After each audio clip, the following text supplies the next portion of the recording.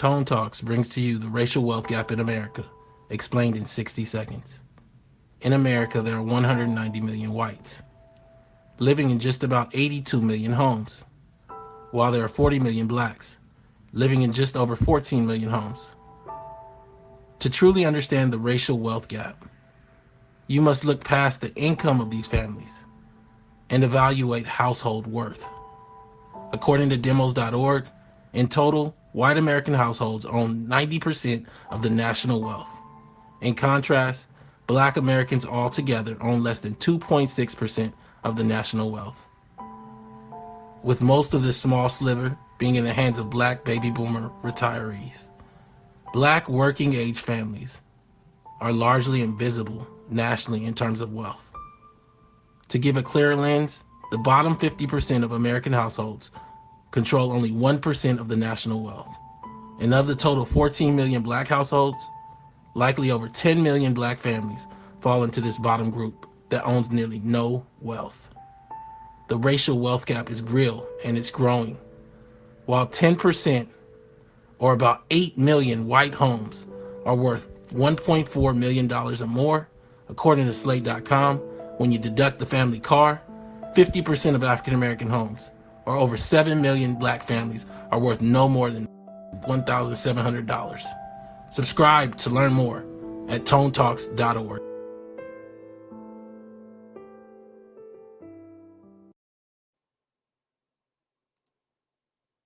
Good evening, everyone, and welcome to our second broadcast of the series. My name is Laureen Pryor, and I will serve as your moderator. This time, we're talking about the Black community, politics, and its impact on Black business.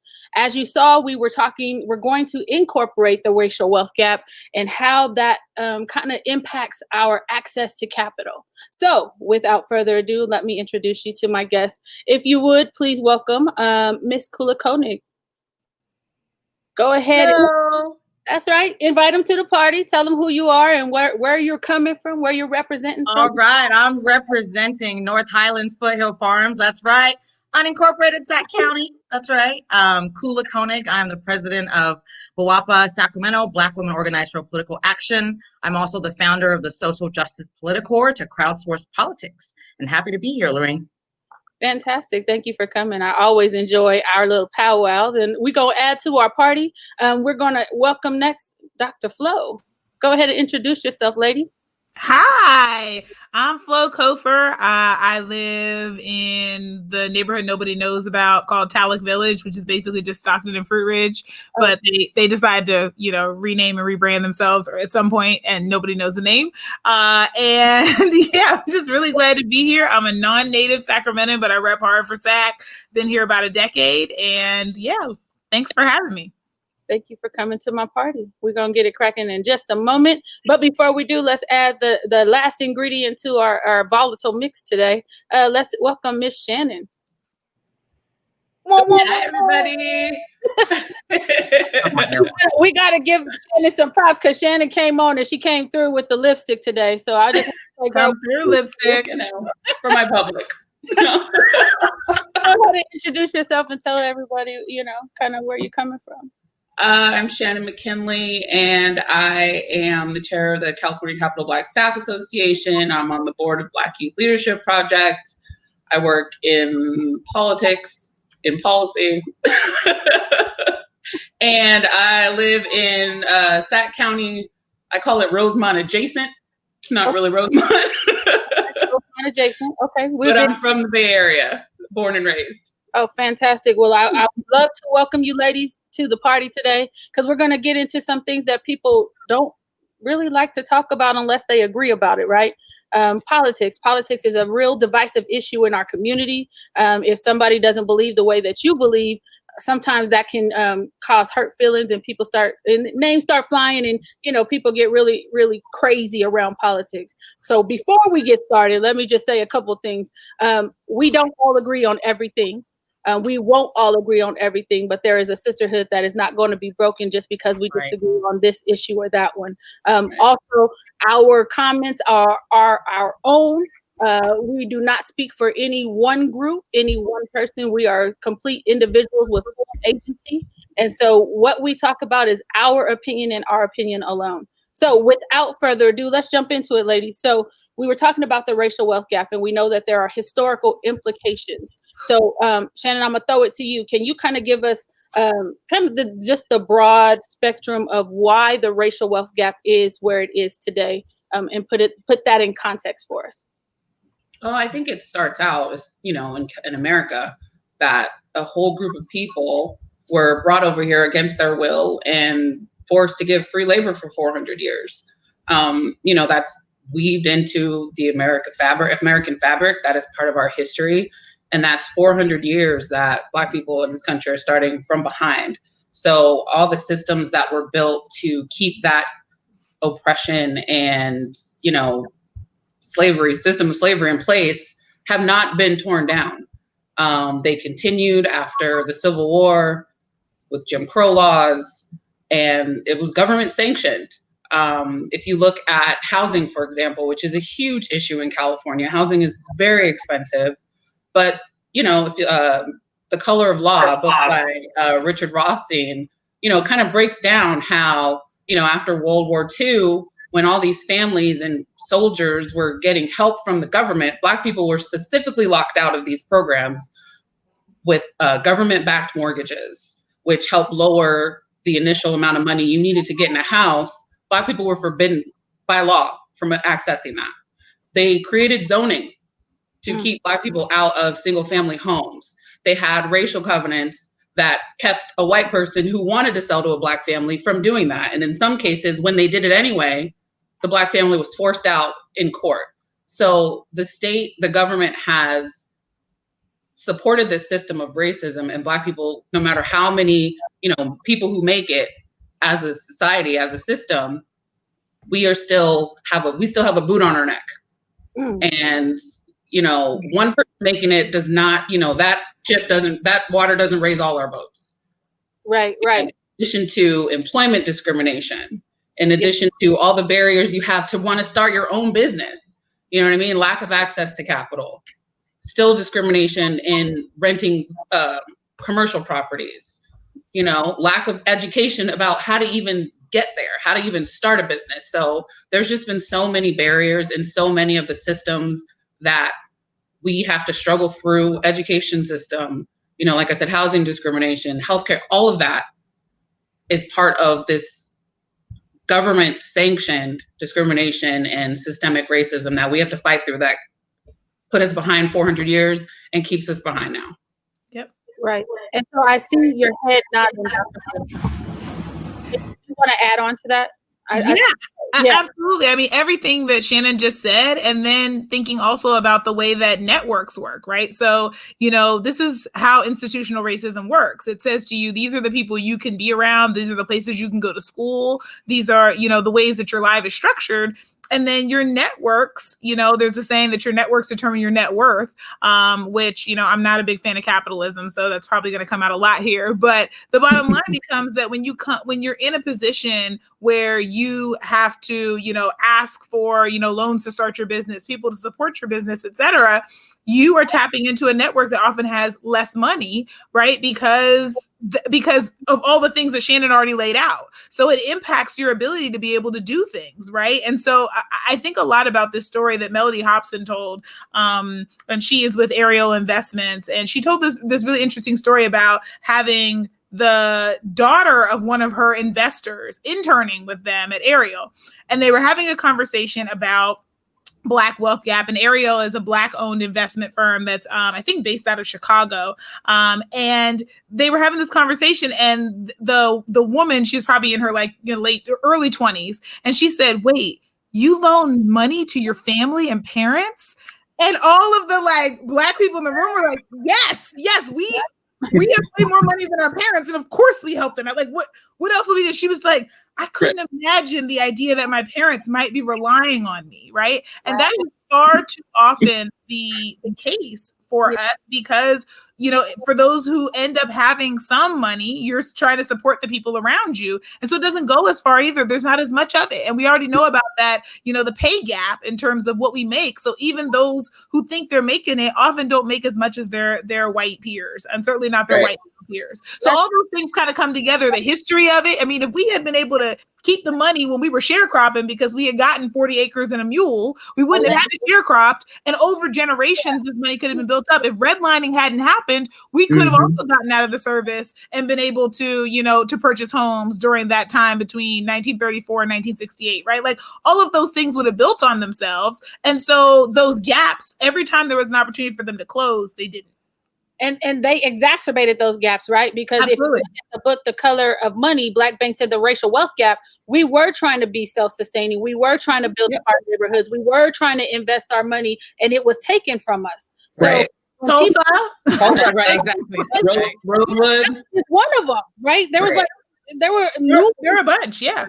Right. When we were trying to be self-reliant, there were numerous massacres that happened.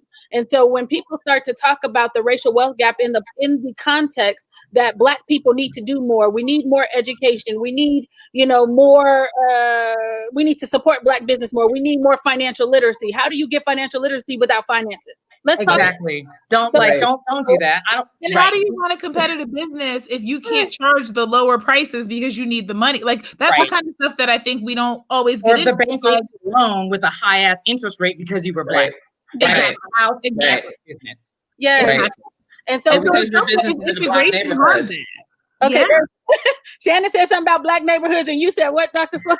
I just said in some ways integration harmed that cohesiveness in addition to all the other factors, because it made it so that we didn't have to support our own businesses in the same way because they weren't our only option. And then capitalism, the market decides that whoever has the cheapest price, Walmart, ends up being where you buy your things, Amazon, right? And so, because we have less money, it doesn't feel like as much of a luxury to be able to continue to support those businesses. Whereas when they were our only option, we kind of had to, but it wasn't, there were all these other factors facing them. Yeah. Right. And so, Kula, I want you to jump in because I think a lot of times when people start to think about the racial wealth gap in Black folks, they think that it's something that we're inherently doing wrong that caused us to be in this position. What exactly would you say to someone who asserted that? That we're doing things wrong to be in this. I mean, I would say you need to, kind of look at your history a little bit. I think education in terms of history and the historic discrimination that has happened, right? Like intentional, that continues to happen today. Once you start to actually learn about that, then you actually get to you actually become more of an abolitionist and say, you know what, we need to take down this system, because even when Black people are trying, even when we were building wealth, it was taken away from us. Even in the 90s, when you've got okay, fine, let's open up housing for African Americans, but then we were still getting these subprime mortgages, right? And so I think I would tell anybody that says that they really should, kind of study their history. I mean, that's what I had to do because, I remember when people would talk about reparations, years ago, I was kind of like, reparations, I don't know. And having a immigrant background, coming to the States when I was 8 years old, and just, kind of not understanding all that. And once you start to study, then you're like, holy crap, yeah, there's been so much money that has been taken away from us. And that's why white people are now worth what, $100,000 and on average, and we have $17,000, right? So in terms of our assets, 1,700. I mean, even if you look at other, for example, I think in Boston, they're worth $8. Black folks, African Americans are worth $8. When you go down to, I think it's Miami, it's $6, right? And so you're talking about having to sustain first of all, this is the richest country, right? We're having to sustain and live a life of poverty in a country that our ancestors built. Literally. Let's start. Yeah. For free. And then for free. We gave you this wealth. We gave you this wealth, right? Our back, our sweat, everything. And then when we were trying to get ours, you took it back away, right? And then even when you had this facade of not took it back away, took it with legislation. Right. You took policy. It was government sanctioned. Yeah. And so I think people need to understand that these things don't just happen in a vacuum. This is what happened. And so when people start to talk about reparations and being repaid, understand that it's a debt owed. It is not a handout. We don't already work for it, run us our money, right? Right. And so I think that people need to start to frame the discussion in a different way. I the comments, from multiple people talking about, I'm not giving them anything, blah, blah, blah. And you inherited some stuff from your forefathers who took it from our forefathers. So you need to run. And Lauren, I can just make a point. Like, it was so interesting. One of my colleagues that I worked with a while back, she said something to me about how, because she was on her second house, but she had another house that her parents had given her. And I was like, whoa, like, nice. it was so, I've never forgotten that, because I remember I was like, holy crap, that's Must be awesome. nice. Like, I don't even know what that looks like.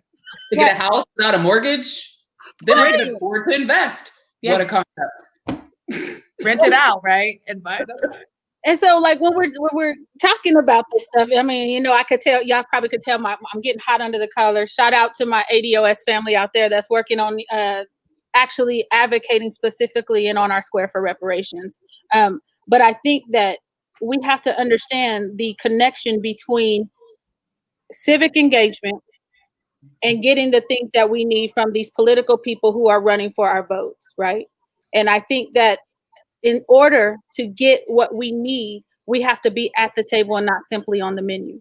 Amen. So, Absolutely. when talking about civic engagement, what do you think are some things that Black folks are missing on the engagement piece? And I'll throw it to Dr. Flo first, and then Kula, can you back? What are we missing on the civic engagement front? Yes. I got some ideas, but I'm gonna let y'all answer first.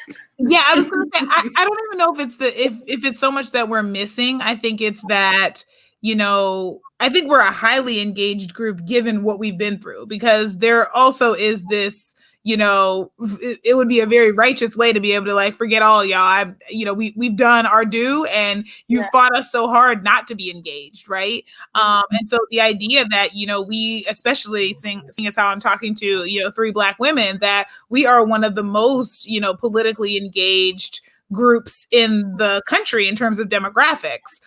We also consistently, behave like grown-ups, which is a whole other conversation. But when it comes to making like sound political decisions. And so I think in terms of engagement, the thing where I won't say it's something we've done, but I would say that we have been left out of conversations. We have been deliberately fed misinformation.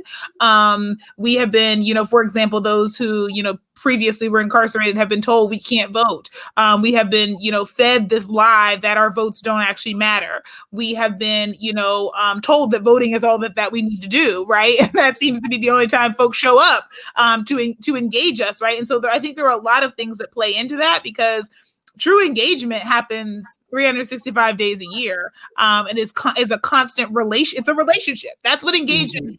When we're talking about community engagement, we're talking about having a relationship with a community, having a relationship with an entity that's ongoing, that builds on itself, and where your opinions, your input, and the value you add is seen as important. And I think that that's a relationship that has never been established with it's always been again, you probably hear me say it more than once, a sort of capitalistic experience for us, which has been, what can we extract from you in value, not how can we actually be supportive and be partners with you. Gotcha. Cool. Yeah, and I'll just add, I mean, the first thing that came to mind when you asked that question was I was thinking about breadcrumbs, right? Because what happened is you can be engaged, right? So you can come to the table, but then it's also like, what are you willing to accept, right? What are you willing to say, like, okay, fine, this is good enough? Or what are you going to push back on and say, hell no, right? I don't want breadcrumbs, right? You cannot be spending all of this money on sheriff and then just going to give me, I don't know, 10% or whatever. Like, I'm not accepting that. You can put forth proposals, but if they don't have any teeth and they just sound good and they're only going to help, a few people, then I'm not going to accept that. I'm not going to come to your table and accept this so you can placate me, right? I'm not going to accept the divide and conquer. And so I think we can be consistently engaged, but then it's also like, what are you willing to accept and take from that table? And will you willing to say, no, you need to give me more? Yeah, I demand that, right? And that's, I think, what we need to start asking for. We need to start making bold demands, right? That say, here's where I want funding to go, right? I want tuition-free education for Black folks so we don't come out in debt, right? Like, you know what I'm saying? Like, I want like an interest-free, mortgage or whatever, right? Like, Right. let's start asking for those bold things, right? And not accept breadcrumbs and then be excited about it because the master decided he was going to give us a little something, something. I hear you. Shannon, what do you think civic engagement wise? Because, you know, we deal with the children. Right.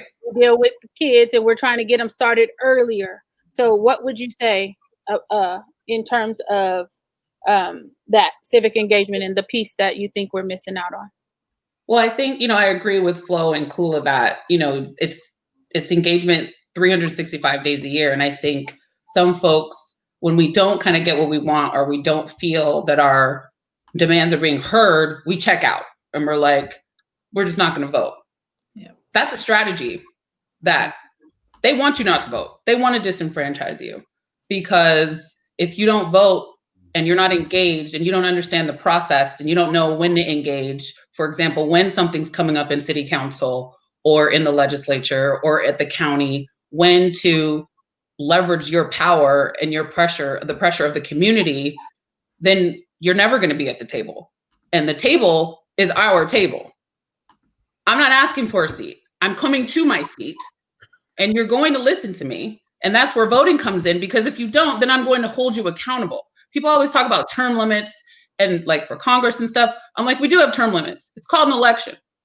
Incumbency is difficult. I get that. But at the end of the day, all these people are up for re-election at some point. Right. So that's why it's important for people to understand that you have to always engage. And I agree, engagement is a relationship, because your local officials, I'm gonna tell you, you can call, if you live in LA and you call my office, we will answer the phone. We will be nice to you. We will listen to you. On your zip code. But exactly, I will ask for your zip code, because if you don't live in my district director here, I know how that works. I'm not accountable to you. Let's be honest. Let's be real. Okay. If you don't live in the city of Sacramento, the mayor ain't worried about you. So I think it's important. Unless you're a developer, maybe. Relationships come in different ways. I'm just saying. And I just want to add, as we're talking about, you reminded me when you're talking about council and all that, like and economics. Tomorrow, the city council is actually going to be talking about the opening additional cannabis storefronts, right, in the city of Sacramento. And this has already been rife with inequities when you're talking about barriers to entry, when you're talking about you got rich white men who are coming over here and they are actually the ones that are cultivating and opening up these businesses, right? When we have been jailed for it. Right. Still being jailed. Right. Exactly. So that's another thing. It's like, okay. And one of the things that I'm trying to do is also let people know, like, there's this meeting tomorrow, and here's some of here's the background, here's some of the ways to call in and also have your voice be heard around this, because that's another way in terms of when you're talking about owning businesses, very, very profitable businesses, but then startup costs, right? How are you, what are the startup costs? Right. And then are you compensating, or are you kind of subsidizing it for those of us who have been prosecuted and weren't allowed to be involved in this in the first place? Right. So and it seems like it always happens that way, right? The thing that they decided to hold us punitively responsible for, I don't know if that's the right way to explain it, but the things that they hold us to our feet to the fire for, like, for instance, the war on drugs. When our folks was on drugs, they were like, oh my God, we need to put them in jail. They're criminals. Lock them up. Suppress them. Now it's a health problem. Listen, now talk about it. The opiate craze, or what's the right word? Give me the right word. Opioid crisis. Yeah, that. Okay, the opioid crisis. Now they're finding compassion in a way to be compassionate and to offer help, to offer, something that it's a disease out of prison. They need help. Well, we've been saying that for forever. That drug use is a public health problem, but it's not a public health problem until it finds itself in white bodies. Right. So we have to be honest about that. And so I think what's missing on the civic engagement point, in some spaces. So I operate in the school board or the school districts. I rarely see us at the meeting, and probably because everybody else is at some other meeting, whether it be county or city council. But at the school board level, there's rarely Black people there, and our children are the ones who are disproportionately impacted by the decisions that are being made and by the criminalization on school campuses. And instead of being reactionary, we're rarely proactive, but we're very reactionary. We'll show up and we'll be pissed off for 5 minutes, and we'll stay there for 5 minutes, and then it'll die down, and everybody disperses. And they go back to the work they were doing. And it's Right. like, how do we encourage folks to engage more consistently? I know everybody has things that they're doing with their lives, and everybody is busy, but how do we encourage our folks to get more involved in the things that are happening? Because we know that they're happening, because they probably happened when we were in school, or when we were at some point affected by these decisions. So how do you think we get more folks involved politically? Let's talk about it. Can I talk about structure? And then I think Kula probably could jump in here with, what she's been mobilizing. So when it comes to structure, one of the things that, I've been really trying to work hard on is, how does the city actually engage its folks? And I haven't gotten to the county yet, because the city has been such a huge undertaking. But one of the things we've been looking at is, I asked the question, if somebody moved here today, fresh to Sacramento, and wanted to know what has been going on in their city for the last 6 months, could they reasonably find out? And what I mean by reasonable is saying 2 hours of their time to find that out. The answer to that is no, because the only thing you have are the unannotated minutes from each meeting, and you have to go in and click on each one and find those minutes, and they're only posted after the next meeting when they're approved. So you don't have a way of going in and getting a summary of what legislation has passed in the last 6 months. And if you were new here and you said, okay, I can't go backwards, what's coming down the pipeline? That information does not exist publicly. So part of the issue with engagement, and part of the reason why it feels like we show up and we're angry about stuff, is because there's not a free flow of information the way there is at the state. At the state, when everybody decides to put forward legislation in the beginning, now granted, gut and amends aside, we get a chance to be able to look over everything that was proposed and say, okay, here's there's a calendar. There's a calendar. And then you say, okay, it's been referred to Assembly Health. Cool. This is an Assembly bill. I'm going to check it out there. And then I'm going to check it out when it goes to appropriations. And then I know it's going to the floor, and all those things are noticed. And you can sign up for alerts. You can track a bill. Exactly. At the city, you get none of that. What you end up getting, you get none of that. Every Thursday, in a very trauma, not informed way, we find out how our city is irrevocably going to be changed the next Tuesday. And we have 5 days to mobilize a bunch of people and to get out there. It doesn't necessarily have to go to committees. Those committees are entirely optional. It could be an emergency meeting, like our entire 911 response and police reform was on July 1st, where the agenda isn't even posted until 24 hours in advance. And literally, I had news organizations calling me up because I told people it was happening, because I got an inside tip, and they were asking me, how do you know? I want to talk about this, but I have nowhere to go for information. So that's part of the problem. Yeah. That's part of the reason why it feels the way you're saying, Lorene, is because there's not a way to be able to be engaged in an ongoing way, because you don't know what's in the pipeline until it shows up publicly. And so we have to change that if we actually want to have real engagement. And then I think, Shannon and Kula can talk about the other ways that we can engage even within the structure. But I want to call out the structure, because it's really messed up, and it just doesn't make sense. And it's not even good compared to the state structure, which we all look at and live under. Right. Gotcha. Right. No, and I've certainly proposed, and even in that conversation in meetings with Supervisor Patrick Kennedy and others, to say, hey, why aren't the meetings, county meetings, why aren't they in the evenings, right? Why is it at freaking 9:30 a.m., right? And then also in terms of the budget, why aren't we clear around the budget cycles and what's happening? I've talked to chiefs of staff and all of that, right? So all of that with flow, absolutely, I think we need to kind of look at that structure. While in the meantime, knowing that we have that structure, some of the work that I've been doing is around getting folks to look at the agendas when they come out. Yes, it'll be Thursday. We're looking at the agenda, and then actually setting up events or reaching out to folks, whether it's text alert or email or whatever, say, hey, this meeting is happening. Here's a few agenda items that are important in terms of social justice. Here's some talking points. So for the meeting on Tuesday, there's an event on Facebook that I created. It's a watch party, just so folks can all come on with talking points and they can go in the comments and be engaged. Also, we publish something twice a month that tries to recap the social justice happenings in Sacramento with the big meetings and things that happen, again, to keep people, abreast of what's going on, right? So trying and to that's super helpful. That's needed. That's needed. Yeah. Right?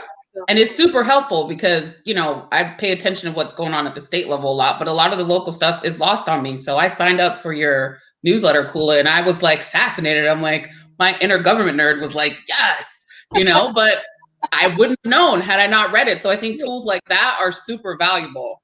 Yeah, we're also coming up with training videos, how to make a public comment, how to read an agenda, what does consent, like a glossary of terms, what does consent mean, what's a dais, things that we take for granted, because we're kind of in this world. Okay. Oh, that's your mom, girl. She got that tested. Go ahead, Cora. I was like, what's happening?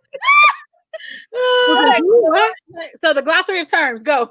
Yeah. So anyways, again, to keep people engaged and make it easy for folks, again, to kind of think about a glossary of terms and also training videos. And then some of the things that we even have is like a little snippet of who are the power players in Sac County government, Sac City government, how does it even work? So short little videos that we're also building, again, to have a civically engaged and educated base for social justice, and later on coming up with a report card on where local officials stand on social justice issues.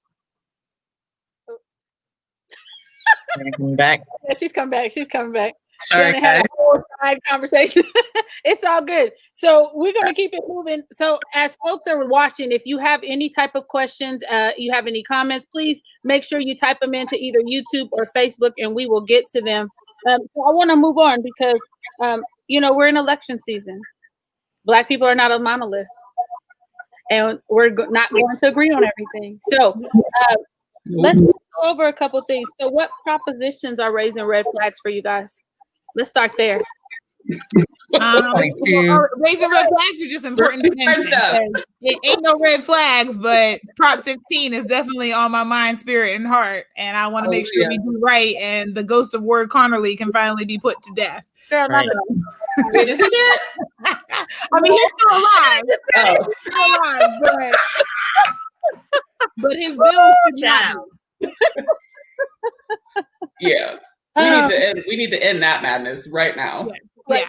Yes on 16. So everybody's a thumb up, and here go. Where are you going, girl? All right. I started a trend. My bad. I was like, sure. It felt like she was going to get maybe something to plug in. Oh. Okay. Oh, this is crazy how much money they spent on this 22. It's a whole booklet. This is Prop 22. Okay, so we definitely got to talk about 22. So are we going? So we're going to Prop 22 right now. Let's go to Prop 22. Okay. You're like surprised that tech people have money, Kula. It's just, I'm not surprised that they do, but it's just like, oh my God. You're spending so much money to not have to pay people. Most expensive prop in California history. You said $100 million? $180 million. It's the most expensive proposition in California history. Okay. Wow. So are you what are y'all thinking on Prop 22? What's the Hell no. I'm kind of leaning yes. Hell no. I'm leaning yes. Shannon is leaning yes. So let's start with Shannon. Why yes? Talk to us about let me go back. So, and I'm not a shill for I like my Lyft rides. I've never been in an Uber, but I think it goes back to, and again, this is on behalf of myself, not my employer. Let me keep that super real. I just think that the way that AB5 was done. So AB5 precipitated. That predated, that's why this is on the ballot. Okay. And so I think that the opportunity to leverage that bill with getting a system that worked better for drivers, that kind of created something new instead of trying to force it. So AB5 codified a court decision, Dynamex, that was brought about by a company who one day took their employees and just automatically made them independent contractors. So it's kind of putting parameters on and trying to get at misclassifications by creating a stricter framework for who's considered a independent contractor and who's considered an employee. So when the bill was going through the legislature, there were a number of exemptions. So like doctors, lawyers, some of those more kind of white collar jobs. And there was recent legislation that dealt with freelance writers and some other musicians and folks who were caught up in had their livelihoods threatened by this bill. So it was a complicated issue. But I think with the gig workers and specifically kind of the rideshare folks, you know, I think there was an opportunity there to kind of leverage that and bring them to the table and create something that worked better for the workers, the drivers, that could maintain some kind of system where you kind of keep that ability to be flexible and not bring them under total control of the company as an employee, because that takes away their opportunity to drive for multiple companies or, you know, kind of do it based on their own schedule. So kind of maintain some of the things that are good about it and that the reason people drive for it, but also getting at some of the wage issues and the compensation issues, the health issues and that. And they didn't do that. So I think that's where this came from. And of course, letting the corporation decide what they're going to do for the drivers is never a good idea.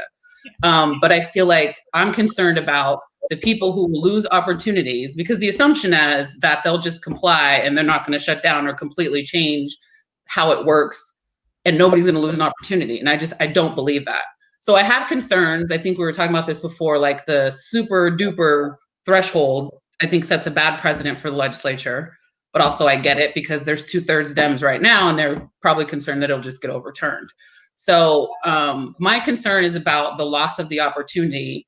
And because of the way AB 5 was written, people are going to lose jobs and lose opportunities. I mean, you may eventually get somewhere where it's an employee system and it may be more like the cab system, which, you know, not necessarily the best, but that's my concern, is that people are going to lose opportunities that otherwise would have existed had the legislature frankly done a better job with that bill. Okay. And before you answer that, I want to remind everybody we're talking about Prop 22. That is the app-based driver proposition, right? Prop 22. So Shannon is leaning towards yes, and you guys are leaning towards no. So can you tell us? Oh no, we're hard. I'm a hard. They're hard nose. I'm a hard. I'm a hell no.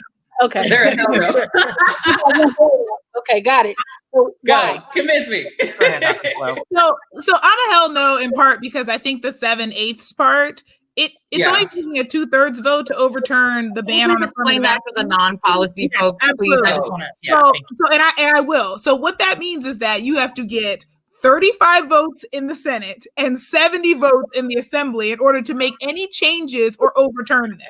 Yeah, and so I have two issues with this, right? One is the governance issue of, I don't think the threshold should be higher for Uber, Lyft, DoorDash, and whoever the rest of their friends are who are in cahoots on this to be able to write their own employee labor laws and then tell the people we elected to actually do this work that they basically all have to agree to make any changes to it. I have never in my time doing policy work seen a bill that doesn't need changes. And part of the reason they're bringing this referendum is because the original bill possibly needed some changes. And so to tie our hands to be stuck with what they come up with, I think is completely asinine. Okay. So the 7/8 clause does bother me. I get from Shannon's perspective, like why they maybe did that because of how, steeped it. But like, let's be honest here. We really have 3 parties in California and we don't acknowledge them because the progressive wing and the moderate wing of the Democratic Party are not the same. And then you have some Republicans. So it's not as if we have the super majority of people who all agree, just like Black people aren't a monolith. Neither is the legislature. Neither are the Democrats. And neither are exactly. So so that one gives me pause. Neither are the progressive Democrats. Right. Also that. So it gives me pause that they are setting a threshold that was higher than the threshold for things like affirmative action, which we've had a ban on for 24 years. That just seems like a problem to me. Especially because there may be some things we want to tweak, and the only way we'll be able to do that is to get all those people to agree. The second part, that's never going to happen. Exactly. The second part that's really, really concerning is that they framed this issue as our only options are either to make them employees or to keep the status right now. And not only is that a false dichotomy, but it ignores the practical reality that there is a way to make these drivers independent, which is what they say they want and what the drivers say they want. So the example I like to use both Yelp and Orbitz or Expedia. In both instances, these are companies that are bringing together businesses, dare we say, maybe even independent contractors who run their own businesses, who set their own prices, who determine their own hours, and who have ultimate control over their businesses. And you don't see, folks getting into it with them about does Yelp own McDonald's? McDonald's is on their platform. Set your own price. It's very clear that Yelp does not own McDonald's. It's very clear that Orbitz does not own Delta and United, because the relationship they've set up is one where these companies come and they advertise their services, and you pay a fee to be on the platform, and then you pay a fee to whenever you book somebody through the platform.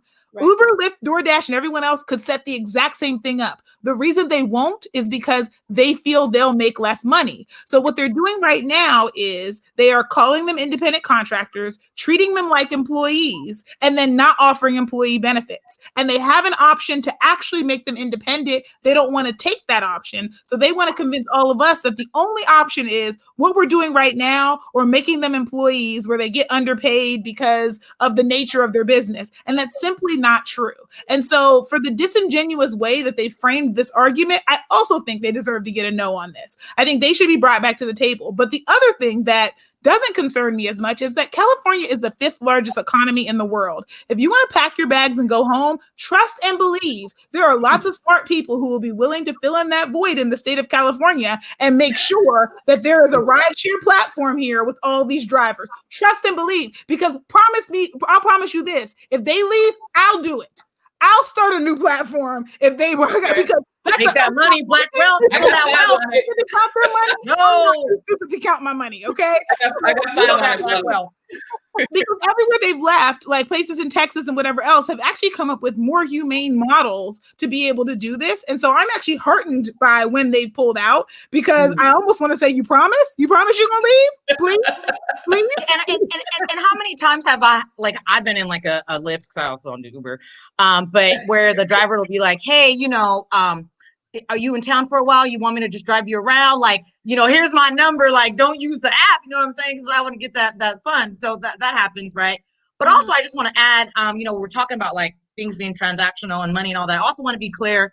You may have seen that the NAACP, the state NAACP, is supporting Proposition 22, this proposition. And so we just want to be clear that when the state NAACP makes decisions, it's not necessarily in the interest of Black people. It's also in the interest of Alice Huffman and how much money she's going to get for her consulting firm.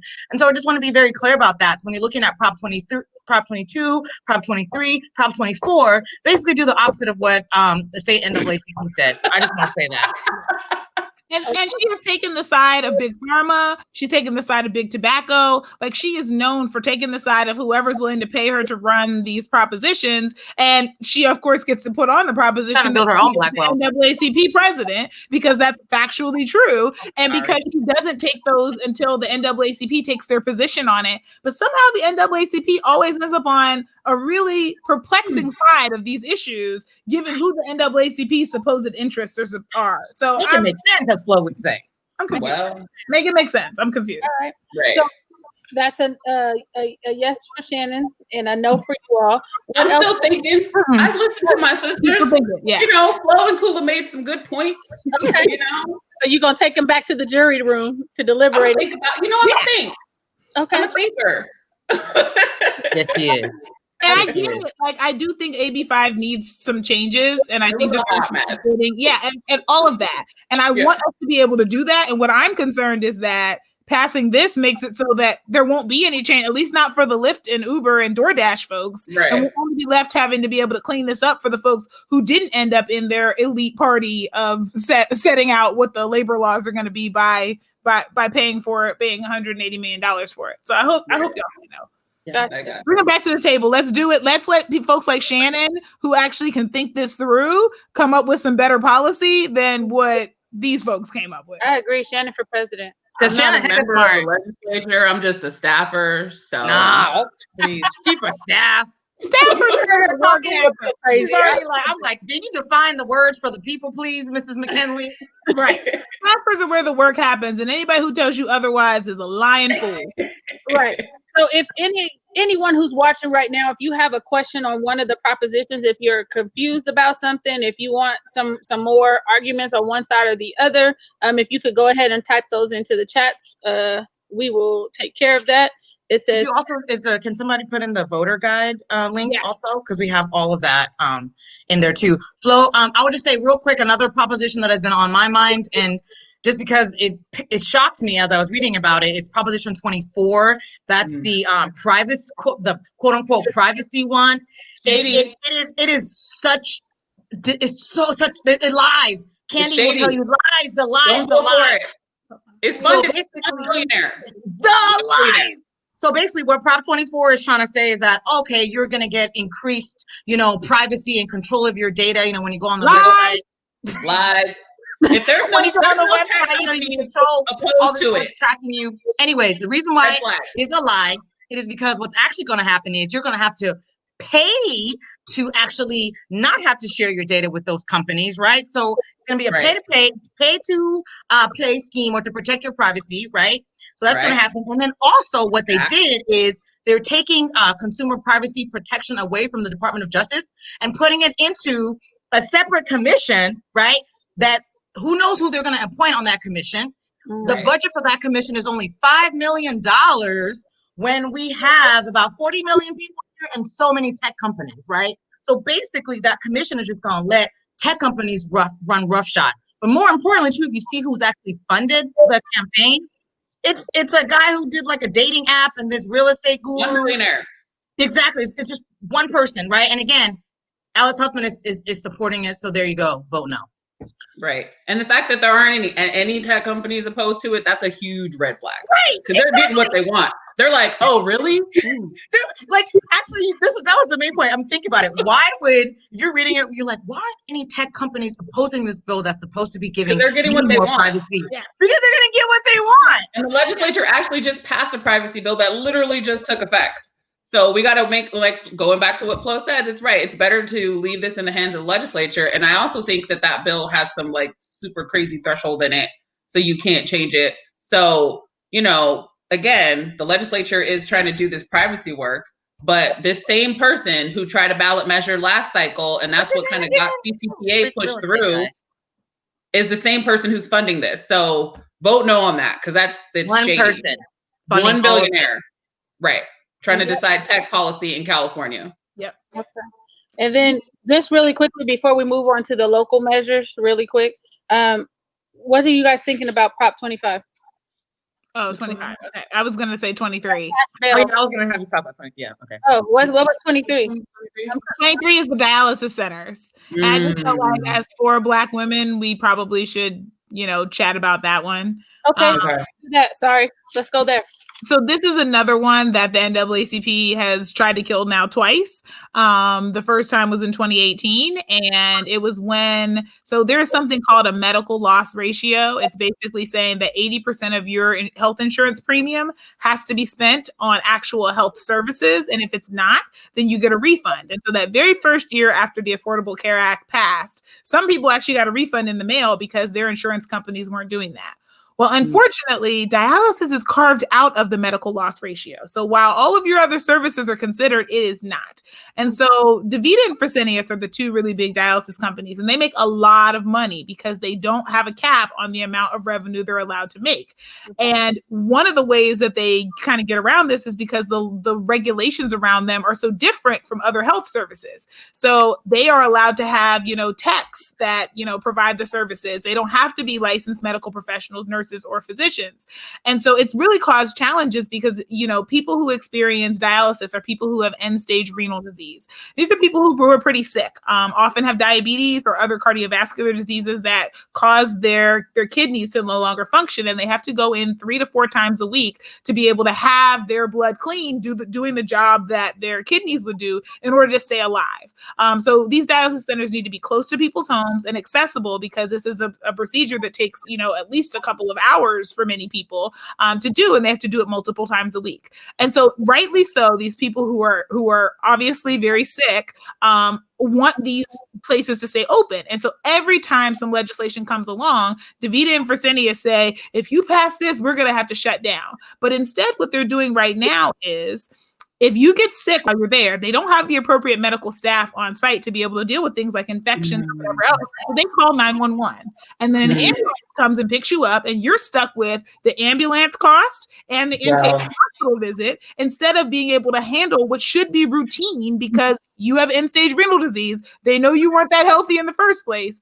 And so what this bill is trying to do is it's requiring either a nurse or a physician to be on site. And that's because we have a physician shortage. So either will do. It that sounds really reasonable to me, Flo. Feels very reasonable to me too. It requires that they have to report to the Department of Public Health if there are infections that happen on site, so that we can track them and figure out what maybe the challenges are and how you can improve quality of care, which again sounds pretty reasonable in terms of the things you should report. And then it also makes it so that they can't close down dialysis centers without first checking with the Department of Public Health and making sure there's a plan in place to be able to provide services to those communities. So this is another one where the commercials are lying to people and saying, if this passes, the centers will shut down. And I'm like, literally, one of the provisions is that they won't be able to just pack up and go home. So if you're concerned about a continuity of care, this is a bill to pass. If you're concerned about having high quality care, this is a bill to pass. Yes, on 23. Yes, on 23. And it's unfortunate because the people who are doing yes don't have a whole lot of money. So it's mostly all these folks lining up to say no. And so you're seeing constant commercials about this that are spreading a lot of really disingenuous misinformation. Not even just like, that's our side and our opinion, but like, this will make us shut down. And it's like, you won't be allowed to actually. So no, that's not true. All right, so look, we're winding down. This is going too quick for me. Are we winding down? Is it almost 7 already? We got like 9 minutes to go, or 8 minutes, y'all. All right. So let's quickly. We got lightning round. Sorry. Y'all have some stuff in Sacramento. I'm not. I don't live in Sacramento, so I can't vote in Sacramento for your local measures. So I'm hearing that there Hell no on Measure A. Hell yes on Measure C. That's it. Okay. So C, yes. Mm-hmm. C, yes. Why no on A? Why no? Because we need actually we want strong communities, not a strong mayor who's going to be able to decide line item vetoes, hire and fire the city manager, and doesn't have to sit in city council meetings. No, we actually want our council members to have power because we elected them, and we don't want their power to be diluted because now there's a strong mayor who gets to decide everything. And we've got Katie Valenzuela coming in, a woman of color, and possibly another woman of color coming in with my bang. And then it's like, well, we don't did all that work to elect them, and then you're gonna have strong mayor come in and take away their power and all the work of their constituents that they did. That's not cool. Let's focus on making our community stronger and to be engaged versus having the mayor be able to, have all the power and set the budgets, right? And so if you're not on his good side, then you're just ass out, right? That's not what we want. So, yeah, I see one. That's it. Right in the middle of an election, we're changing the rules. So literally, Katie was elected to have a certain job, and then her job potentially could change in November before she gets sworn in December. That's crazy.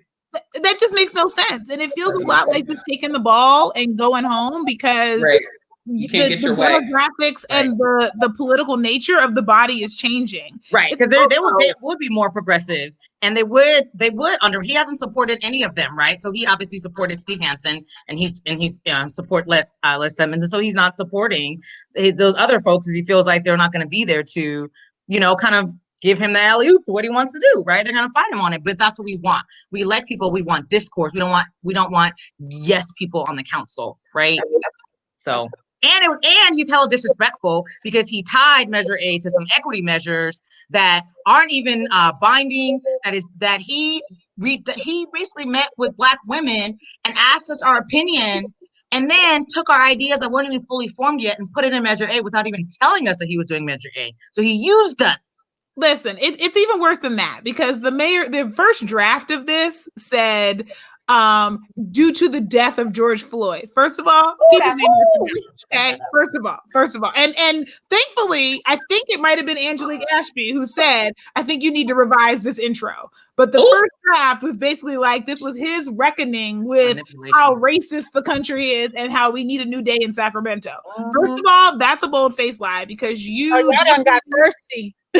you definitely like first and foremost you polled on this last year and it polled as terribly as it has the last couple of times. It failed when it was brought up before the city, whether to council or to the people.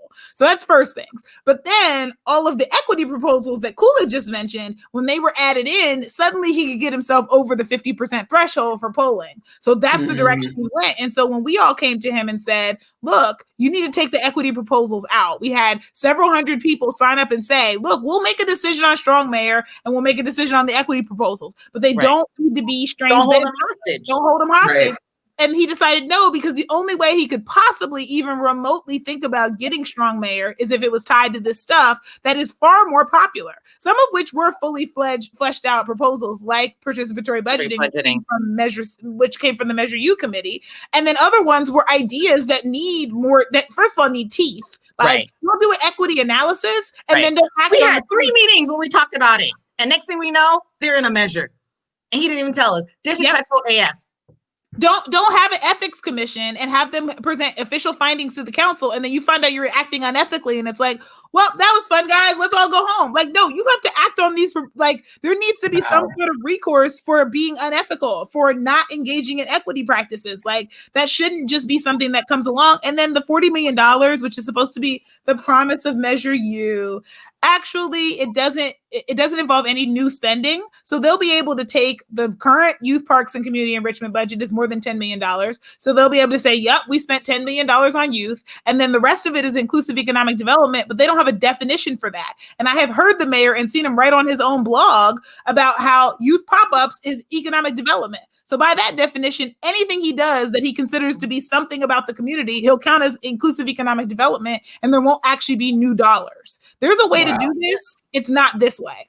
Okay. And so when you say economic development, flesh that out for me. So you're saying building things, or is that what? My definition of economic development is very clear. His definition doesn't exist, but my definition is investments in the community that yield jobs that then contribute to the tax base that come back to the city, right? So if we help a business get started, then when they are, bringing in profit, they pay taxes on that from sales tax revenue and use tax and Measure U and all the ways in which they're going to pay property taxes. All of those things are going to come back to the city. Or you're investing in an economy like construction, where we need more people to be able to work those jobs. And so you're doing job training, whatever else, so that, again, those people then yield salaries and pay property taxes back to this and use taxes and sales taxes back to the city. That's economic development. You're supporting Black businesses, right? You're targeting that in terms of the capital that is afforded, the opportunities that is afforded, right? And from what I've seen in that process, it's actually been some white folks co-opting Black people ideas and then presenting it, right, for inclusive economic development. Right. So he's on brand for America. There's not all the research that my organization did in partnership with Public Health Advocates and California Urban Partnership and Youth Forward and UC Davis Center for Regional Change. We did some research looking at who was harmed by the war on drugs and then who made all the money back after marijuana has been legalized. In the city of Sacramento, there's not a single Black-owned cannabis operator. And during this time seriously. And Watch during the city council meeting tomorrow. Watch the city council meeting tomorrow at 5:00. Yeah. Okay. During the time when it was illegal, Black people in Sacramento had the highest disparity in arrests for marijuana, even though Black and white and Latino and Asian, and we all use marijuana at about the same rate. But Black people in the city of Sacramento were 29 times more likely to be arrested for marijuana. Yet, even though law enforcement soundly said they did not want 64 to pass. They are the largest beneficiary of those tax revenues. Most of the money goes into their budget, and the cannabis programs, the core programs, have gotten some money in the city of Sacramento, but we still don't have any actually licensed operators in effect. So when you talk about restorative justice and doing right by a community that was harmed unnecessarily and over policed and all of that during the time when marijuana was illegal, that's a real travesty. And so that all has happened. I mean, it passed in 2016 at the same time that, Mayor Steinberg was elected. And so all of these things have happened under the watch of this current council. And they haven't gotten it right. And we've constantly had to push them. And so then to come along and say, you're the equity champion and we should trust you is really challenging from a policy perspective, right? It's like, we're not trying to be out here, having a personal attack. It's like, we're just laying out, this is what happened. These are the facts. And so if you happen to be in charge of the set of circumstances that led to those facts, you are culpable and you are responsible. Accountability. I hear you. And I think that we need to hold folks accountable. Absolutely. We need to know what's going on. We need to engage, like you said, build relationships, because again, if we're not engaging, we can't fight for the resources for the Black businesses to really be able to really grab a root. Because sometimes, you can do a little bit here and there and they can get started, but the sustaining that business becomes a challenge. And right. So, and it's resources other communities get. Yeah. Well, then, yeah. Yep. You're right. Right. You're right. You're right. So, So we need to fight for the resources. We need to fight for the resources. So, so that's a no on A for us. That's and a yes on C. Yes on C in terms of rent stabilization, making sure that landlords can't just be jacking the prices, can't be evicting you, and there's a local elected rent board, locally democratically elected rent board, local board to arbitrate disputes and stuff. So really, really important. And so y'all like Measure C. Yes, Measure C is actually, and this is another equity issue, right? On C. So no. So the advocates collected 44,000 signatures to get C on our ballot, and it qualified in 2018. Our mayor and city council fought and actually took those advocates to court to keep this off the ballot. That's why it was a late addition. That's why it's Measure C and not Measure A, because it's the first one that qualified. But they fought to keep it off of our March primary ballot. They then sued the advocates to keep it off of our August ballot, and a court came in after our deadline, which was August 7th, to put things on the ballot. They came in a few days later and said, you have to put it on the ballot. So the city had to scramble to put it on the ballot. So it's when you see that mailer with all the city council on there saying that they don't support this, it's because you can see who's paid for by the apartment association, okay? So because they want to keep your rents raised. So look at who paid for that mofo. And also consider the fact that all 9 members of the mayor and city council are all homeowners. And there's nothing against owning your home, but it takes a pretty, it's pretty gutsy for people who own their homes, and several of whom are landowner or are landlords, to then come in and say that they don't want to protect the people in Sacramento who have seen some of the highest rent hikes in the last several years in the nation. Not just in California, but nationwide, Sacramento has seen the cost of living go up dramatically, and it's costing people their homes. And so you can't care about homelessness if you're not thinking about the pipeline of homelessness, which is people no longer be able to afford the place that is stably housing them right now. Gotcha. Woo, yeah, we don't. And Black women in particular are the most likely to be overburdened by housing, which is spending more than 50% of our income on housing. So this is also a racial justice issue. We are overrepresented in homelessness, and we're overrepresented in people who are being burdened, circling back to our original conversation about wealth gaps. You can't save if you have to spend over half your money every month just to stay housed. And so that's a big issue. And so the cost of housing is something that we should be voting on in support of, in particular, Black communities and Black women, especially. And when you said that, it made me think of something. So they like to talk about this spending power that the Black community has. If we're spending 50% of our monies on rent and living expenses, do we really have the spending power that they like to tell us we do? Or are they talking about because we are consumer based and we don't own anything? Like, I just got questions. So listen, we done ran out of time. We are over the hour. I am so sorry we have to shut it down, but I do thank y'all for coming on and hanging out. Count on me to pick We're gonna friendship that'll never end. sing, but we're gonna get out of here. We thank All you. right, bye, y'all. Bye, guys. See you guys. Podcast is November something. I don't know what it is. November. What? Not y'all. I mean, Oh. let me get y'all. Let me get y'all off. Hold up. Okay, so our next broadcast is on November, I believe, is 17th. I'm looking for Black businesses who want to come on and talk about their experience as being business owners in Sacramento and what we can do to make to help to make their businesses thrive in the age of COVID. So join me next time. I believe it's November 17th. If it's not, just check BSBA's website or page, and the information should be up for you. So thank you guys for joining me tonight, and I'll see you next time.